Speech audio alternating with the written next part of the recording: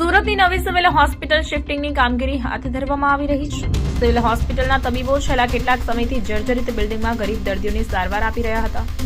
રાજ્ય સરકારે જૂની બિલ્ડિંગના દરેક વિભાગો શિફ્ટિંગ કરવાના આદેશ આપી દેવાયા.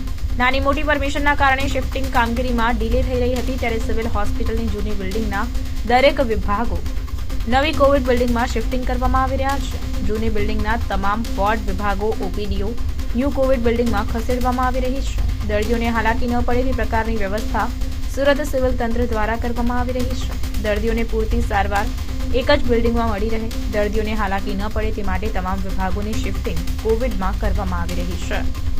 આપ જાણો છો તેમ જૂના આ નવી સિવિલ હોસ્પિટલનું જે જૂનું બિલ્ડિંગ છે જે લગભગ 55 વર્ષ જેટલું જૂનું થઈ ગયું હતું અને લાંબા સમયથી એ સરકારશ્રીના પ્લાનમાં જ હતું કે ઝડપથી નવું બિલ્ડિંગ બનાવવું જોઈએ, પણ નવું બિલ્ડિંગ બને ત્યાં સુધીના સમય માટે પેશન્ટની જે વ્યવસ્થા કરવી જરૂરી છે એ આપણી પાસે એક્ઝિસ્ટિંગ 2 બિલ્ડિંગો ઓલરેડી કેમ્પસમાં હતા, જે એક સ્ટોમ સેલ બિલ્ડિંગ અને એક કિડની બિલ્ડિંગ છે જે PMSSY અંડરમાં બનેલું હતું.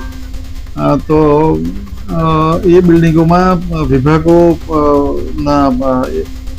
કયા વિભાગો ત્યાં જાય એ પ્રકારની નક્કી કરવામાં આવ્યું. સ્ટેમ સેલ બિલ્ડિંગમાં ગાયનેક અને પીડિયાટ્રિક વિભાગ મેજોરિટી નક્કી કરવામાં આવ્યું. ત્યાં એની ઓપીડીથી માંડીને ઓપરેશન થિયેટરથી માંડીને તમામ વ્યવસ્થા ત્યાં રહેશે.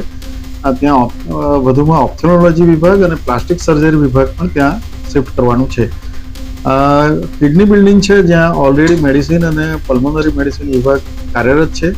ત્યાં સર્જરી, ઓર્થોપેડિક અને ENT વિભાગને શિફ્ટ કરવામાં આવશે. ત્યાં એમના ઓપરેશન થિયેટર સહિત ત્યાં આગળ એ કાર્યરત થશે. એટલે જૂના બિલ્ડિંગમાં કોઈ પણ પેશન્ટ કે કોઈ પણ વિભાગ રહેશે નહીં, બધું જ ખાલી કરવામાં આવશે આવનારા ટૂંક સમયમાં.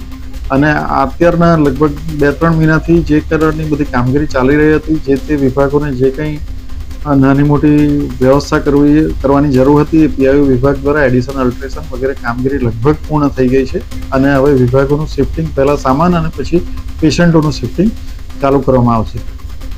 સુરત સહિત અન્ય રાજ્યના દર્દીઓ પણ અહીંયા સારવાર મેળવવા માટે આવતા હોય છે, ત્યારે જે બિલ્ડિંગો છે બે બિલ્ડિંગમાં વિભાજન કરવામાં આવ્યું છે, તો કેવા પ્રકારની વ્યવસ્થા કરવામાં આવશે, કયા વિભાગો જે છે એ અલગ અલગ બિલ્ડિંગોમાં છે?